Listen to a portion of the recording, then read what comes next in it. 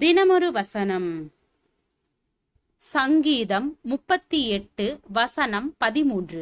நானோ செவிடனைப் போல கேளாதவனாகவும் ஊமையனைப் போல வாய் திறவாதவனாகவும் இருக்கிறேன்.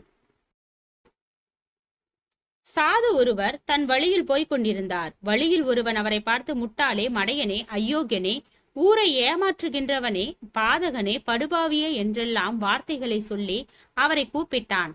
ஆனால் அவரோ சற்றும் அதனை சட்டை செய்யாமல் போய்க் கொண்டிருந்தார். அந்த வழியாக வந்த இன்னொருவன் அவரை பார்த்து, ஐயா, சாதுவே என்றான். உடனேயே அவர் நின்று விட்டார். அதனை பார்த்த முதல் மனிதன், நான் எத்தனையோ முறை கூப்பிட்டேன், நீர் நிற்கவில்லை.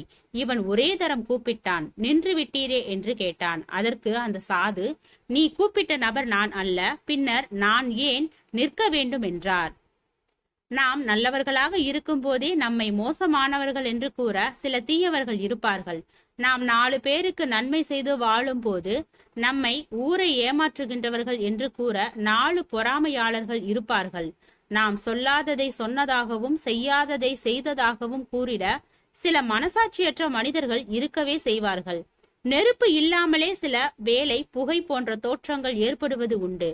தாவீதை சீமேயி வாய்க்கு வந்தபடி வசைபாடினான். எந்த பாவமும் செய்து அறியாத யோபுவை அவனுடைய நண்பர்களே பெரிய பாவி போல காண்பித்தார்கள். தேவகுமாரனும் ஆகிய இயேசுவை பெயல்செபூல் என்று பரிசேயர்களும் சதுசேயர்களும் கூறினார்கள். ஜனங்களை மீட்டுவதற்காக ரத்தம் சிந்த வந்தவரை ஜனங்களை வஞ்சிக்கிறவன் என்று கூறிட அவர்கள் தயங்கவில்லை. இந்த பூமியில் அது போல நமக்கும் நேரிடக்கூடும். ஆனால் தேவனுக்கு முன்பாக நாம் குற்றமற்றவர்களாக இருக்கும் போது நாம் இவைகளுக்கு முக்கியத்துவம் தர தேவையில்லை. இப்படிப்பட்ட மனிதர்களோடு போராடி கொண்டிருக்க தேவையில்லை. இவர்களின் உண்மைக்கு புறம்பான வார்த்தைகளினால் நாம் உள்ளத்தில் கலவரமடைய தேவையில்லை. செய்யாத தவறுக்காக சிறை தண்டனை அனுபவித்தான் யோசேப்பு.